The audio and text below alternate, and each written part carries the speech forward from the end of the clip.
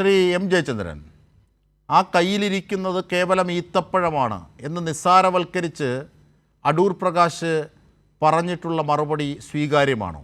കോൺഗ്രസിന് ഇതിലുള്ള പങ്ക് വി.എസ്. ശിവകുമാർ മുതലുള്ള ദേവസ്വം മന്ത്രിമാരുടെ കാലത്ത് നടത്തിയിട്ടുള്ള ഇടപാടുകൾ, വി.എസ്. ശിവകുമാറിൻ്റെ സഹോദരൻ്റെ ഇടപാടുകളിലെ സംശയങ്ങൾ, ആരോപണങ്ങളൊക്കെ, ഇതിൻ്റെയൊക്കെ പശ്ചാത്തലത്തിൽ വേണം അടൂർ പ്രകാശ് എന്ന UDF കൺവീനറിൻ്റെ ഈ ഇടപാടുകളിലെ സുതാര്യതക്കുറവ് വ്യക്തമാക്കുന്നത്. ഇന്നലെ നിയമസഭയിൽ പോലും ഒരടിയന്തര പ്രമേയം നിങ്ങൾക്ക് കൊണ്ടുവന്നുകൂടെ എന്ന് ഭരണപക്ഷം പ്രതിപക്ഷത്തോട് ചോദിക്കുന്ന അത്യപൂർവമായ രാഷ്ട്രീയ സാഹചര്യം കണ്ടു. എന്തുകൊണ്ട് അവിടെ പോലും അതിന് പ്രതിപക്ഷത്തിനാകുന്നില്ല എന്നുള്ള ചോദ്യം ബാക്കി. ശ്രീ എം ജയചന്ദ്രൻ, ഇതിനൊക്കെ കൂട്ടി വായിക്കണ്ടേ? തീർച്ചയായിട്ടും എന്ന് മാത്രമല്ല ജിംഷാദെ, ഈ ഇദ്ദേഹം ഈ അടൂർ പ്രകാശ് UDF കൺവീനർ പതിവായി എടുക്കുന്ന ഒരു ഡിഫൻസ് ഉണ്ടല്ലോ.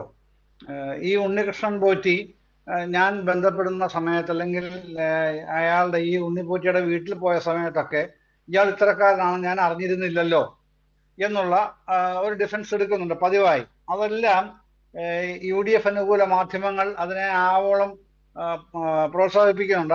ആ ഒരു ഡിഫൻസിനെ അവിടെയാണ് നമ്മൾ കാണേണ്ട ഒരു പ്രധാനപ്പെട്ട പ്രശ്നം. അതെല്ലാം മുഖവിലേക്ക് എടുത്തുകൊണ്ട് തന്നെ ഞാൻ ചോദിക്കുകയാണ്, ഈ UDF അനുകൂല ചാനലുകളും ചർച്ചകളും മറ്റു മാധ്യമങ്ങളും ഒക്കെ എടുക്കുന്ന ഡിഫൻസിനെ മുഖവിലേക്ക് എടുത്തുകൊണ്ട് തന്നെ നിശ്ചയമായും മറുപടി പറയാൻ ബാധ്യതയുള്ള ഒരു ചോദ്യം എന്ന് പറയുന്നത്, ഇതൊക്കെ ശരി, ഈ പോറ്റി അയാളുടെ വീട്ടിൽ പോയത്, അല്ലെങ്കിൽ അയാളുമായി ഒന്നിലധികം തവണ സന്ധിച്ചിട്ടുള്ളത് ഒക്കെ മുഖവിലേക്ക് എടുക്കുന്നു ഇദ്ദേഹം പറഞ്ഞത്. പക്ഷെ പ്രശ്നം വരുന്നത് എന്തിന് സോണിയാഗാന്ധിയുടെ വീട്ടിൽ ഒന്നിലേറെ തവണ കൊണ്ടുപോയി എന്നുള്ളതാണ്. അതാണ് നിർണായകമായ ഉത്തരം ലഭിക്കേണ്ടുന്ന ചോദ്യം എന്ന് പറയുന്നത്.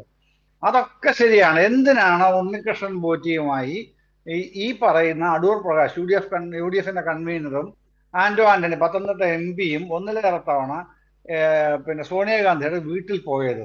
അങ്ങനെ സോണിയാഗാന്ധിയുടെ വീട്ടിൽ പോകാൻ തക്കവണ്ണം എന്ത് ഈ താന്ത്രികമായ പ്രാധാന്യമാണ് ഉണ്ണികൃഷ്ണൻ പോറ്റിക്ക് ശബരിമലയിൽ ഉണ്ടായിരുന്നത്?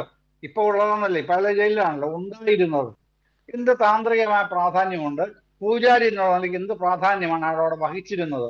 പിന്നെ എന്ത് കാരണം കൊണ്ടാണ് ഇയാൾ സോണിയാഗാന്ധിയെ കാണാൻ സാധിച്ചത് ഒന്നിലേറെ തവണ? ആ ഒന്നിലേറെ തവണ അടൂർ പ്രകാശ് ഉണ്ടായിരുന്നു. അദ്ദേഹം പറയുന്നത് ഞാനല്ല. ഓക്കെ, സമ്മതിക്കുന്ന ഇപ്പൊ UDF കൺവീനറാണല്ലോ.